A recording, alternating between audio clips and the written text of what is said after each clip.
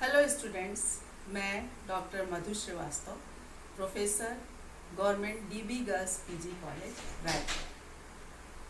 आज मैं mathematics students MSc fourth semester के लिए ऑपरेशन रिसर्च पेपर फोर्थ का यूनिट 3 इंटीजर प्रोग्रामिंग प्रॉब्लम का ब्रांच एंड बाउंड टेक्निक्स के बारे में बताऊंगी। Integer programming branch and bound method या टेक्निक्स, मेथड और technique same. The concept behind branch and bound method is divide the entire feasible solution space of linear programming into smaller parts called subproblems and then search each of them for an optimal solution. The branch and bound method starts by imposing feasible and infeasible upper and or lower bounds for the decision variables in each subproblems. This helps in reducing the number of simplex method iterations to arrive at the optimal solution. Because each subproblem worse than the current feasible bound is discarded and only the remaining subproblems are examined. At a point where no more subproblems can be created, we will find an optimal solutions. तो इसके लिए भी जैसे हम पिछले दो method में algorithm से आगे बढ़े हैं, वैसे यहाँ पे भी हम एल्गोरिथम से आगे बढ़ेंगे. The iterative procedure is summarized below. First, step 1. Obtain an optimum solution of the given LPP ignoring an integer restrictions. जो पहले हम कर चुके हैं वैसे ही हम ऑप्टिमम सोल्यूशन निकालेंगे. इंटीजर वैल्यू मिल जाता है तो हम वहीं पर स्टॉप करेंगे, अदरवाइज आगे बढ़ेंगे. तो step 2, test the integrability of the optimum solution obtained in step 1. There are 2 cases. First, if the solution is in integer, the current solution is optimum to give to the given IPP, integer programming problem. Second, if the solution is not in integer, go to next step. Step 3, considering the value of objective function as upper bound, obtain the lower bound by rounding off the to integral value of the decision variable. वैसे ही जैसे हमने आपको बताया कि अगर हमें optimum solution fractional value मिल रही है तो उसमें हम जो सारी की सारी वैल्यू लेके मैक्सिमम जेड मिलता है, ऑब्जेक्टिव फंक्शन मिलता है, उसको हम अपर बाउंड कहते हैं. और लोअर बाउंड के लिए हम उसको rounding off to integral values of the decision variable, उससे हम लोअर बाउंड निकालते हैं. Step 4, let the optimum values xj star of the variable xj be not an integer. जो integer नहीं है उससे हम xj star निकालते हैं. Then subdivide the given LPP into 2 problems. Sub problem 1, given LPP with the additional constant xj is less than or equal to xj star. Sub problem 2, given LPP with an additional constant xj is greater than or equal to xj star plus 1, where xj star, ये xj star अलग है, ये xj star box के अंदर. तो xj star is the largest integer contained in xj star. Step 5, solve the 2 subproblem obtained in step 4. There may arise 3 cases. First, if the optimum solutions of the 2 subproblems are integral, then the required solution is one that give larger value of z. अगर दोनों हमें integer मिल गया है तो उसमें larger value कौन सी है, वो हमारा optimum solution. Second, if the optimum solution of one subproblem is integral and the other subproblem has no feasible optimum solution, the required solution is same as that of subproblem having integer valued solution. अगर एक सब problem में हमें integral value मिल गई है और दूसरे सब प्रॉब्लम में फिजिबल सॉल्यूशन नहीं मिला है तो हमारा वही ऑप्टिमम सॉल्यूशन होगा. Case 3. If the optimum solution of one subproblem is integral and other is not integer value, then record the integer valued solution and repeat step 3 and 4 for the non-integer valued subproblem. जैसे हम अभी ऊपर हमने देखा कि integer नहीं मिला है तो हम उसको सब प्रॉब्लम में तोड़ देते हैं, तो वैसे ही यहाँ पे भी हमारे पास फिर सब प्रॉब्लम्स मिल जाएंगे स्टेप 3 और 4 के अनुसार. Step 6, repeat 3 to 5 until all integer valued solution are recorded. Step 7, choose the solution amongst the record integer valued solution and that yields an optimum value of z. यहाँ पे हमें ऑप्टिमम वैल्यू z मिल जाएगा तो हमारा problem solve हो जाएगा. आइए इसके लिए हम एक आध सवाल देख लेते हैं.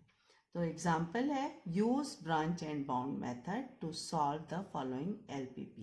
Maximise z is equal to 7x1 plus 9x2. Subject to constraints minus x1 plus 3x2 is less than or equal to 6. 7x1 plus x2 is less than or equal to 35. x2 is less than or equal to 7. x1 x2 is greater than or equal to 0 and x1 and x2 are integer. हमारे पास दो ही variable हैं x1 और x2. इन दोनों की integral value मिले, ये ऐसा हमें प्रॉब्लम सॉल्व करना है. तो स्टेप 1 से शुरू करते हैं. तो स्टेप 1 में हम इसको सिंप्लेक्स मेथड जैसा सॉल्व करते हैं वैसे ही यहाँ पे हम इसका सोल्यूशन निकालेंगे. इनइक्वालिटीज़ को इक्वालिटीज़ में बदलने के लिए स्लैक वेरिएबल ऐड करेंगे और स्लैक वेरिएबल ऐड करके फिर हम इसका टेबल बना के फिर वैसे ही जैसे मैक्सिमम मोस्ट निगेटिव वैल्यू मिल रही है तो x2 एंटर करेगा, S1 यहाँ से निकलेगा क्योंकि 3 हमारा लीडिंग एलिमेंट बन रहा है और फिर हम उसके बाद देख रहे हैं कि हाँ यहाँ पे एक x1 की वैल्यू निगेटिव आ रही है, बाकी सभी पॉजिटिव हो रही हैं. तो x1 एंटर करेगा. x1 एंटर करेगा तो किसकी जगह पे करेगा? S2 की जगह पे. ये सब कैलकुलेशन आप पहले से ही जानते हैं इसलिए इसके डिटेल में मैं नहीं जा रही हूँ. तो S2 की जगह पे एंटर करेगा और S2 की जगह पे एंटर करने पर हमें अगला टेबल जो मिल रहा है उसमें पूरा ZJ माइनस CJ पॉजिटिव मिल रहा है. इसमें हमें x1 की वैल्यू 9/2 मिल रही है और x2 की वैल्यू 7/2 मिल रही है. तो मैक्सिमाइज z, यदि हम ऑप्टिमम सॉल्यूशन निकालें ऑब्जेक्टिव फंक्शन में x1 x2 की वैल्यू सब्स्टिट्यूट करें तो मैक्सिमाइज z 63 मिल रहा है. यहाँ पे हमें ये दोनों वैल्यू फ्रैक्शनल मिली हैं, इंटीग्रल वैल्यू नहीं मिली हैं. तो अब स्टेप 2 में जाते हैं. स्टेप 2 में देखते हैं कि दोनों में सबसे बड़ा वैल्यू मिल रहा है x1 का fractional 9/2. Since the solution is not integer let us choose x1, that is x1 star is equal to 9/2 being the largest fractional value. Step 3, consider the value of z as initial upper bound. जैसा कि मैंने आपको बताया कि x1 x2 की value substitute करके हमें z की वैल्यू मिल रही है 63. तो ये हमारा हो गया upper bound. The lower bound is obtained by rounding off the value of x1 and x2 to the nearest integer, that is x1 is equal to 4.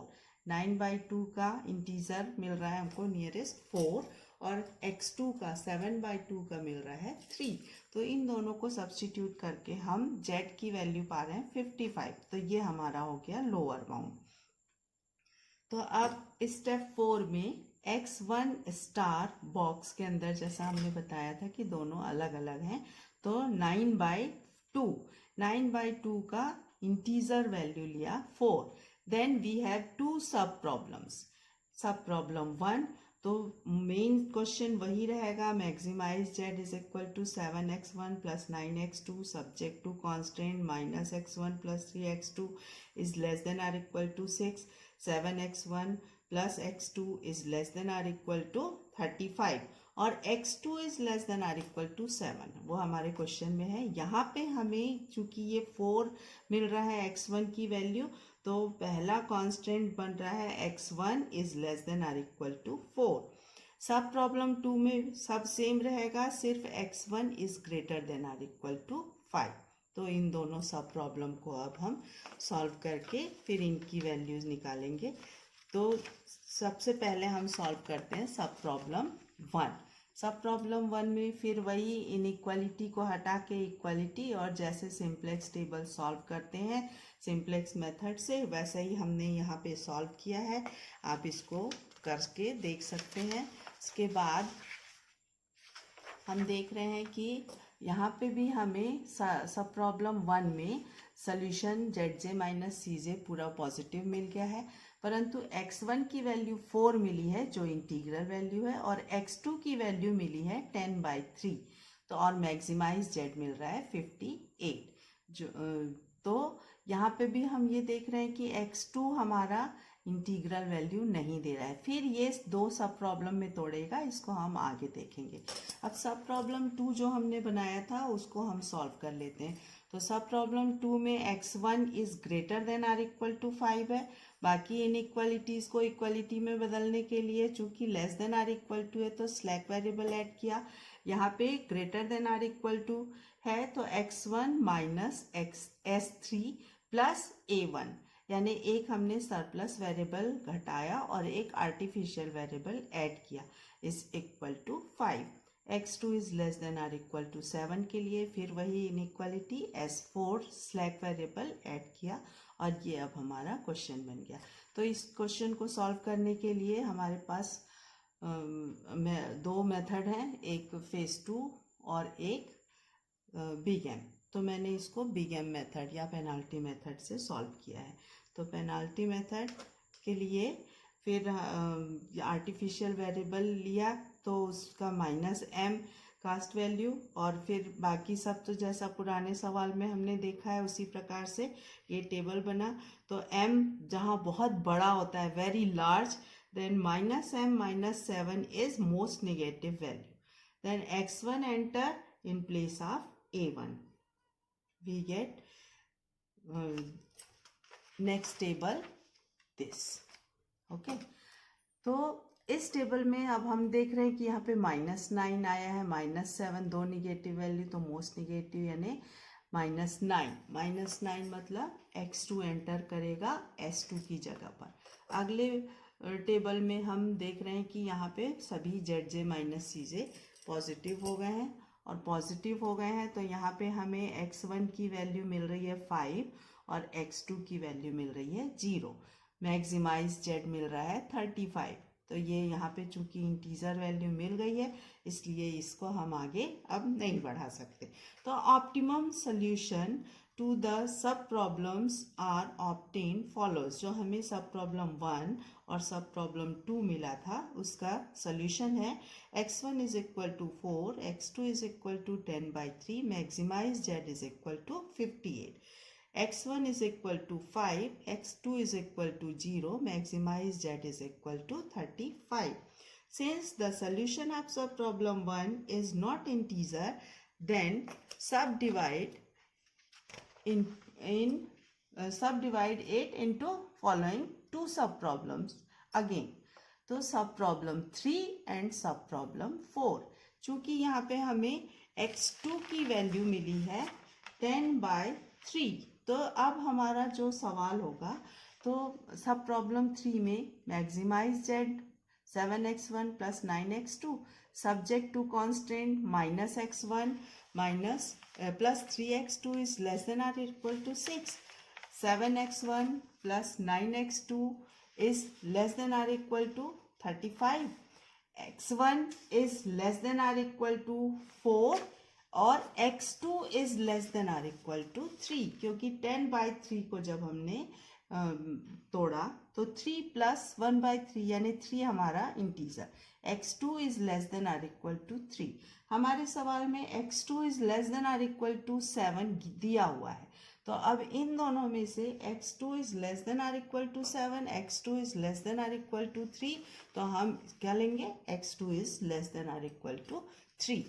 Sub problem 4 वही पूरा रहेगा, maximise z 7x1 plus 9x2 subject to constant minus x1 plus 3x2 is less than or equal to 6, 7x1 plus x2 is less than or equal to 35, x1 is less than or equal to 4 और x2 यहाँ पे greater than or equal to 4 हो जाएगा। तो step 6 में सब problem 3 solve किया, inequalities को चेंज करके टेबल बना के मैक्सिमम मोस्ट निगेटिव वैल्यू की का वेरिएबल YB में एंटर करवाया, x2 एंटर होगा और S1 छोड़ेगा, बेसिस 3 हमारा लीडिंग एलिमेंट। नेक्स्ट स्टेप में -10 x1 एंटर होगा, x1 किसकी जगह पे हो रहा है, तो S4 की जगह पे हो रहा है। S4 की जगह पर करने पर अगर हमारा अगला टेबल मिल रहा है जिसमें S1 निगेटिव मिल रहा है, तो अब S1 एंटर करेगा S3 की जगह पे, क्योंकि हमारा 1 लीडिंग एलिमेंट बन रहा है। तो नेक्स्ट टेबल में हम देख रहे हैं कि ZJ माइनस CJ पूरा पॉजिटिव मिल गया है। अब यहाँ पे हमें x1 की वैल्यू मिली है 4 और x2 की वैल्यू मिली है 3 और मैक्सिमाइज Z मिला है 55। सब प्रॉब्लम 4 को सॉल्व करने के लिए फिर वही greater than or equal to की इनइक्वालिटी जो है x2 is greater than or equal to 4 के लिए हमने सरप्लस वेरिएबल माइनस किया और आर्टिफिशियल वेरिएबल को ऐड किया। इसे भी मैंने बिग एम से बनाया है, आप चाहे जिस मेथड से भी बना सकते हैं। तो यहाँ पे हम देख रहे हैं कि -m - 9 is most negative value, then x2 enter in place of S1, 3 is leading element. अब यहाँ पे हमें मिल रहा है -m/3 - 10, 1 is leading element, then x1 enter in place of S3। Next table में हमें मिल रहा है सभी पॉजिटिव वैल्यू मिल रही है और x1 की वैल्यू 4, x2 की वैल्यू 10/3, बट यहाँ पे आर्टिफिशियल वेरिएबल पॉजिटिव वैल्यू 2/3 के साथ मौजूद है, तो यहाँ पे हमें कोई सोल्यूशन नहीं मिलेगा। No feasible solution because A1 is present with positive value.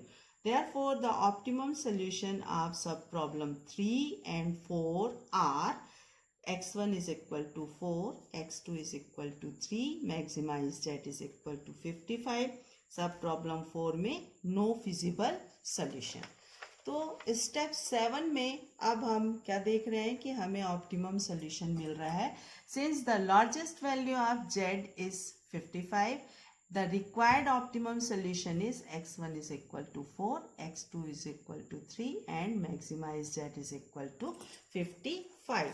The entire branch and bound procedure for the given problem is shown below. अब यहाँ पे देखिए, आप जो हम सबसे पहला सिंप्लेक्स मेथड सवाल का सॉल्व किए थे उसमें हमें ऑप्टिमम सॉल्यूशन मिला है x1 is equal to 9/2, x2 is equal to 7/3, maximise Z मिला है 63।